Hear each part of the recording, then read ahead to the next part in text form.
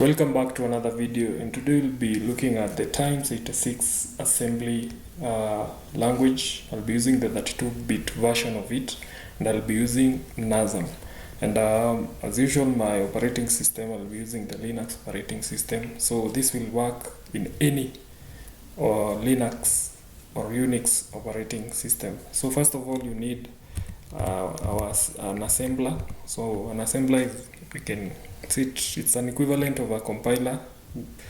Its responsibility just assembles our program and to something like the machine can understand.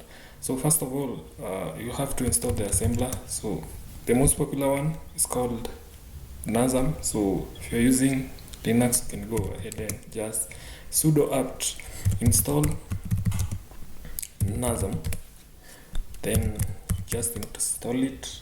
So I have it installed, so I'm ready to go. So I'll go ahead to my desktop and just create a folder which I'll name it assembly tutorial. Then I will cd into it assembly tutorial, just like that. Then over here is where we'll be writing our program. So the assembly format, you can use two types of extension, the .s extension and .asm. Either is good. So I'll be using the .s extension. So I will be using nano to write my code. So I'll just jump in and just type nano. I will name it main.s. So you can use .asm or .s. The computer will know it is an assembly program file. So there's X86 or the assembly programming language has some things that we call it. It structures its code using something that we call sections. So each section has its own functionality. So first of all, we have the section. So just type section, then dot, then the name of the section. So there is a data section, and there is a text section. So dot text, like that. And also you can add, there is some BSS section.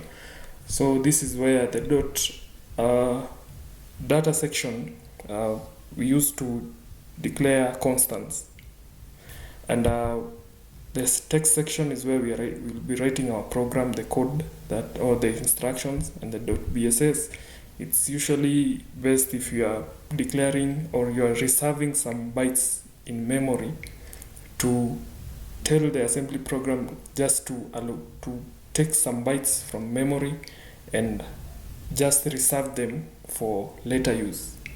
So but today we'll be using just these two sections. We'll be seeing the .bss later, but we'll be using this data section and the text section. So first of all, here we have to define our variable that will hold the hello world string. So you start by typing the name of the variable, then followed by the memory that we want. We'll be using db meaning defining a byte. So give me a byte. You're telling the computer to give you 1 byte, which is 8 bits. Then followed by the string. So hello world. You can use single quotation or double quotation, like that. Then we have to define the length of this string in order to tell the assembler that the length of our string over here. So it's a must. So what we have to do is just define another variable that will hold the length. So nameLen, I will name it as so. Then we'll be using a special directive. So you can go ahead and just type manually like that, but it's well thought of that you use this directive. So EQU followed by a $, followed by a dash, then the name of the variable, which is the name. So this will hold the length of our string over here. So that's the work of this directive. So you have the name of the variable, the EQ, followed by a $sign, a dash, and the name or the variable that you want to get the length. Then we'll just step ahead and try now writing the actual program. So in any program, if you're coming from any low-level or compiled language, there is this concept called the entry point, or there is this function that is usually defined as the entry point of our program. So from C, and it has a common name, which is main. So you have to define, or you have to tell the assembler where the program or where your code where the computer should start running your code. So we'll define our main. So just type global, then followed by this symbol. So start. This will be the name of our start symbol.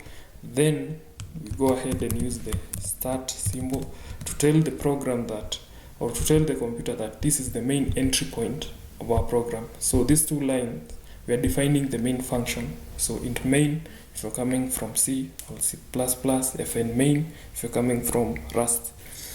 So in assembly, there is some concept called registers. Most of the time we'll be playing with registers. And what are registers? Registers are just special kind of memory found inside your CPU. So, and the registers are usually faster than the secondary storage compared to the RAM and the ROM.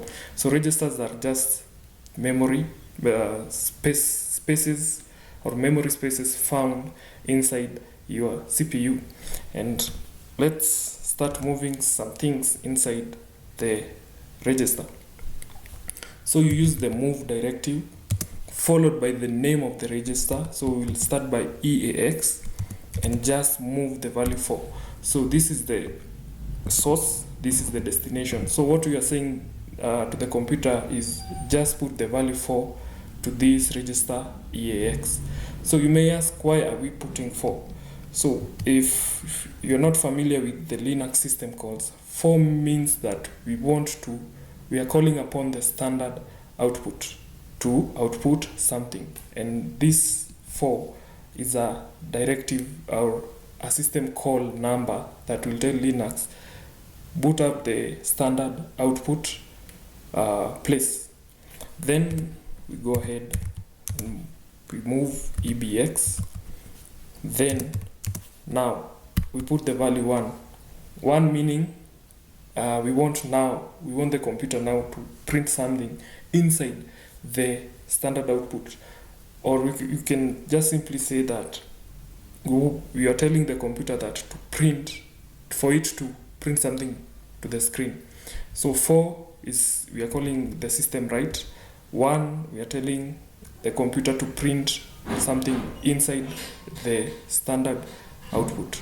So we'll go ahead and move. We just use another register called ECX. As you can see, there is a certain pattern that it follows. So there is a EAX, BAX, CAX, EDX.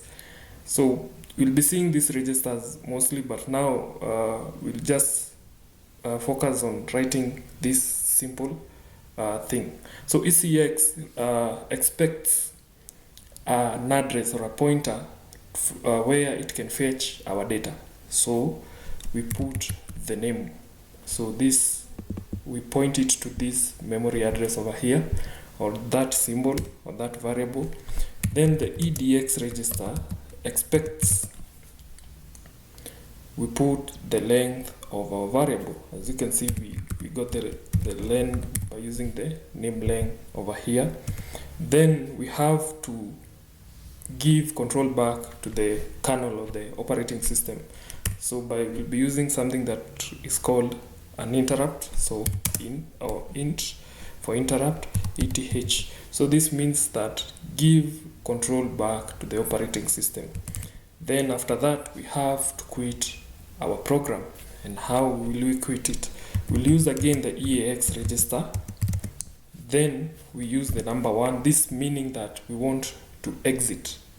So I'll be putting a link below the video where you can see the system calls, the Linux system calls, in order to understand how these numbers are coming about. So 1 meaning system exit, 2 it has another